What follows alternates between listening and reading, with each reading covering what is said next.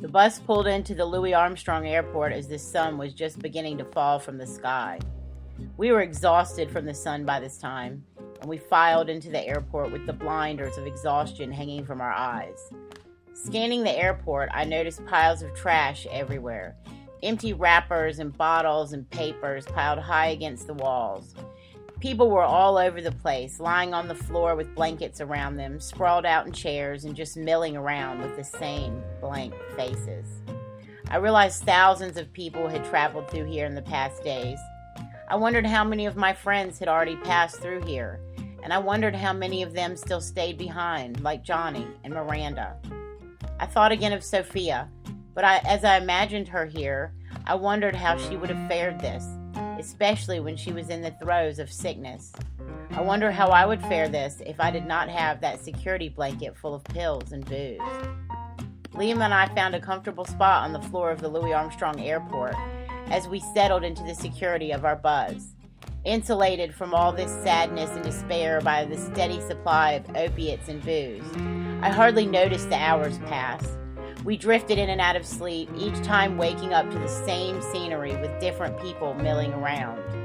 People were sprawled out all over the airport, lying in chairs and on floors, on blankets or the bare ground. Garbage was piled up high on the walls in some parts, and the smell of human waste permeated the air. I was amazed at all the garbage in parts, like people just left it everywhere until it got swept up in big piles. Wrappers and bottles and junk food, nothing of nutritional value. Paper and plastic just piled up. We thought they were sending us all home. We thought they would be transporting people to where they said they could go. I didn't think about the people who had nowhere to go. In a way, none of the tired and dirty people milling around the airport 13 days after Katrina hit had anywhere to go, especially in the eyes of authority. Otherwise, why would we have stayed? We were not given any instructions. There was no order, like to sit here or sit there or wait here and then go there. The answer to any question was vague, and we all knew that we were just to wait.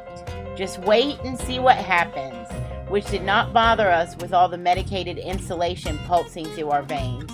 I felt the sickness creeping back in from time to time. I simply reached into one of the duffel bags and took more pills. Staving it off allowed us to sleep.